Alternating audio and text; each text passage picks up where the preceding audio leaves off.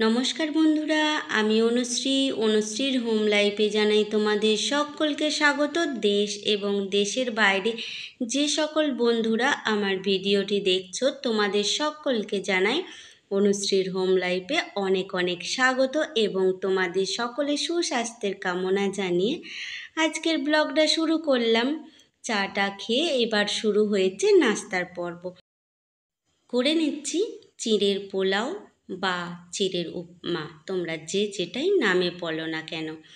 বাদামগুলো ভেজে নিয়েছিলাম, দেখতেই পেলে। তেলের ওপরে দিয়েছিলাম সর্ষে ফোড়ন, কারি পাতা, সঙ্গে দিলাম পেঁয়াজ কুচি, গাজর কুচি এবং কাঁচা লঙ্কা কুচি। চাইলে তোমরা আরও অনেক সবজি এখানে অ্যাড করতে পারো।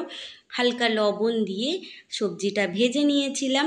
এবার ধুয়ে পরিষ্কার করে রাখা চিড়েগুলো তুলে দিলাম অল্প পরিমাণে চিনি দিয়ে সুন্দর করে ঝরঝরে করে ভাজা করে নেব। কিন্তু এতে আর কোনো মশলা দেব না। তোমরা যদি পছন্দ করো অন্য কোনো মশলা দিতেই পারো, তবে চিড়ের পোলাও বা চিড়ের উপমা এই ধরনেরই খেতে ভালো লাগে। আর ভেজে রাখা বাদামগুলো দিয়ে দিলাম। আর একদম কিন্তু জড়াবে না, একদম একটা একটা হয়ে থাকবে। এইভাবে তোমরা বাচ্চাদের টিফিনেও দিতে পারো, কিন্তু ছোট থেকে বড় সকলেই পছন্দ করবে। আর যেহেতু সবজি দেয়া আছে, বাচ্চারা খেলে পেটটাও যেমনি ভরা থাকবে আর সবজিটাও তেমনি তাদের শরীরের মধ্যে যাবে। তো যাই হোক, আমার ছেলের জন্য আমি করে নিচ্ছি। আর ও এই ধরনের টিফিন খেতে খুবই ভালোবাসে। ওকে টিফিনটা করে দিয়ে একদম রান্নাবান্নার দিকে যাব।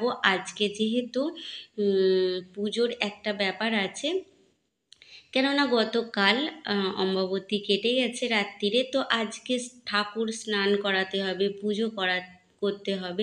সেই কারণে অনেক অনেক কাজ আছে, তাই তাড়াতাড়ি করে ওকে আগে এই করে দিলাম। দিয়ে তারপরে নিজে একটু চা খেয়ে নিয়েছি। তারপরে পুজো টুজো হলে খাবো। চলো তাহলে ওকে খাবারটা দিয়ে দিই।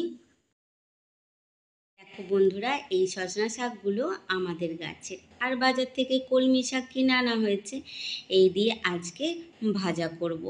আর বাকি কি কি রান্না করি সেটা তোমাদের সঙ্গে তো শেয়ার করবই, তবে আজকে সেইভাবে রান্নাটা শেয়ার করতে পারবো না। চলো তাহলে দেখিয়ে দিই আজকে কি কি করলাম। এই যে পটল আলুর তরকারি করে নিয়েছি, একদম মাখা মাখা করে। আর যেহেতু ছেলে মাছ মাংস কিছু খেতে চাইছে না, তাই ওর জন্য এইভাবে রান্নাটা করে নিচ্ছি। আর দেখো, করলা ভেজে নেব। আর এই করলা কিন্তু আমি পেঁয়াজ দিয়ে ভাজা করতে খুবই ভালোবাসি এবং বাড়ির সকলেই এইভাবে খেতে ভালোবাসে। তো এই যে এইভাবে পেঁয়াজ করলা ভাজা। আর শাক ভাজাটা কি তোমাদের সঙ্গে দেখাবো। রসুন পেঁয়াজ ফোড়ন দিয়েছি, শুকনো লঙ্কা একটু ভাজা হতেই শাকগুলো তুলে দেব। অল্প পরিমাণে দিয়ে দেব লবণ আর অল্প পরিমাণে চিনি দিয়ে ব্যাস ঢাকা দিয়ে আস্তে আস্তে ভাজতে থাকবো। এই যে শাক থেকে যে জলটা বেরিয়ে আসবে সেটা দিয়েই আমার শাক ভাজা হয়ে যাবে। আলাদা অন্য কোনো জল দেব না, বা শাক ভাজার জলটা ফেলে দেব না। শাক সেদ্ধর জলটা যদিও একটু ভুল বললাম। যাকগে, এই যে আমার রান্নাটুকু হয়ে গেছে। চলো তাহলে পুজোর কাজকর্মে লেগে পড়ি।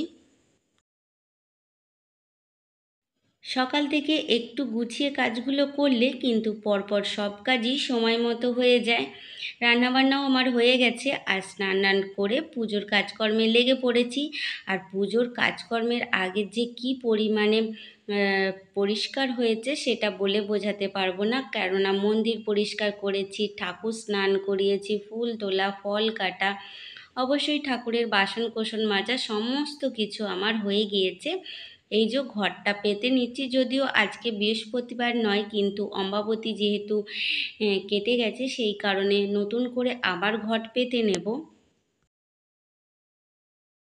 আর জানো তো বন্ধুরা, আমার এই পুজোর কাজকর্ম করতে খুবই ভালো লাগে, আর আমি এগুলো খুবই ভালোবেসে করে থাকি। আর তোমরা তো জানোই যে প্রতি বছর আমাদের বাড়িতে কালী মায়ের পুজো হয়। আর এটা হলো আমার মায়ের বেদি, যেখানে আমি এখন সমস্ত পুজোর জোগাড়গুলো রেখে ঠিকঠাক করে পুজো করছি।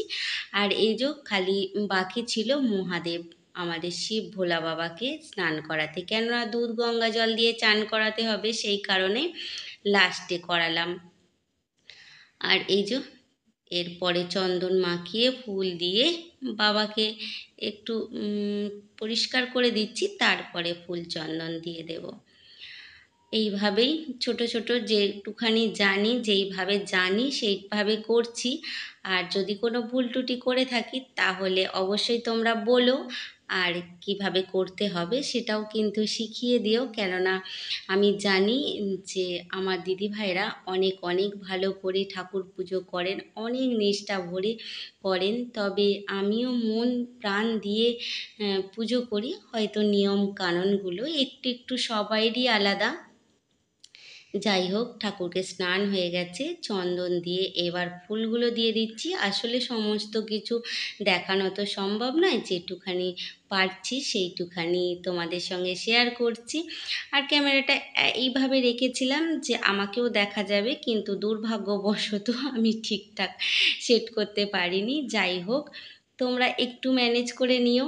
আর পুজোটা তো দেখা যাচ্ছে, মেন উদ্দেশ্য হলো পুজোটা করা। কিছু কিছু জিনিস আছে যেটা বাস্তবে হয়তো চোখে আমরা দেখতে পাই না, কিন্তু সেটার অস্তিত্ব তুমি যদি মন থেকে চাও নিশ্চয়ই বুঝতে পারবে। আর আমি কি নিয়ে কথা বলছি সেটাও তোমরা অবশ্যই জানো। যে যে ইষ্ট দেবতাকে পুজো করে, ভক্তি ভরে ডাকে, তার ঠিক সারাটা সে মন থেকে বুঝে নেয়। জয়ন্তী মঙ্গলা কালী ভদ্রকালী কপালিনী দুর্গা শিবা ক্ষমা ধাত্রী সহস্রদ্ধা নমস্তুতে। ওং কালী কালী মহাকালী কালিকে পাপহারিণী ধর্মস্তমোক্ষতে দেবী নারায়ণী নমস্তুতে। এই হলো আমার বাড়ির খেপিমা, মানে আমার খেপিমা। আর যে স্তবটা করলাম, যদি কোনো ভুল ত্রুটি করে থাকি তাহলে প্লিজ বন্ধুরা ক্ষমা করে দিও। আর আমার খেপিমা সব সময় আমাকে ক্ষমা করে দেয়, আমি ভুল বলি ঠিক বলি। কেননা আমি মন থেকে জানি যদি আমি মা বলে ডাকি তাতেই খেপি খুশি। তো যাই হোক, চলো ভোগগুলো সকলকে দিয়ে দিই। আর এটা আমাদের বাড়ির মায়ের মূর্তি। তোমাদের কেমন লাগলো তোমরাও অবশ্যই জানিও। আর মায়ের মূর্তি সবসময় মঙ্গলময়ী, করুণাময়ী। আর কিছু বলার নেই মায়ের মূর্তি নিয়ে। আর এই যে আজকে যেহেতু আম দুধ দিয়ে পুজো দিতে হয়, সেই কারণে দিয়ে দিলাম। আর প্রত্যেক মঙ্গলবারে আমাদের মাকে, মানে মা মনসাকে দুধ কলা দেওয়া হয়। কালকে যেহেতু অমাবতী ছিল, দেওয়া হয়নি, তাই আজকে দিলাম। আর এই যে আমি এইটুখানি ভোগের আয়োজন করেছি, যেটুখানি করতে পেরেছি নিষ্ঠা ভরে মন থেকে, সেইটুখানি মাকে সেবা দেব। আর সকলের জন্য প্রার্থনা করব যে মা তুমি সকলকে ভালো রেখো, সুস্থ রেখো, এবং সকলকে জীবনে অনেক অনেক উন্নতি দিও। আর যে যা মন থেকে চাইছে অবশ্যই সেটা যদি তোমার মনে হয় যে এটা উচিত, তাকে তাই দিও মা। আসলে বন্ধুরা, কথাটা বলার মধ্যে আমার এটাই মানে ছিল যে চাওয়ার মধ্যে তো আমরা অনেক কিছুই চাই, সেটা হয়তো মায়ের পক্ষে সব সময় সম্ভব হয়ে ওঠে না। সেই কারণেই যা চাইছি, আমরা তো চাইছি সন্তান হিসাবে মায়ের কাছে। আর মা যেটা মনে করবে সন্তানকে দেওয়া উচিত, মা সেটাই দেবেন। আশা করি তোমরা আমার কথাটা বুঝবে, খারাপ হিসাবে নেবে না।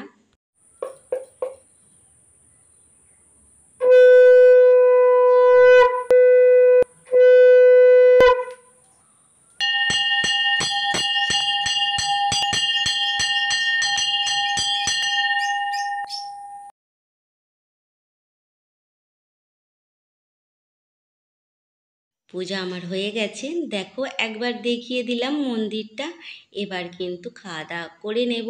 একদম বিকেলে চলে এসেছি তোমাদের কাছে। আর প্রচণ্ড পরিমাণে গরম, সেটা তো তোমরা জানোই। একবার করে মেঘ ধরছে, আবার কোথায় যেন উড়ে চলে যাচ্ছে, বোঝাই যাচ্ছে না।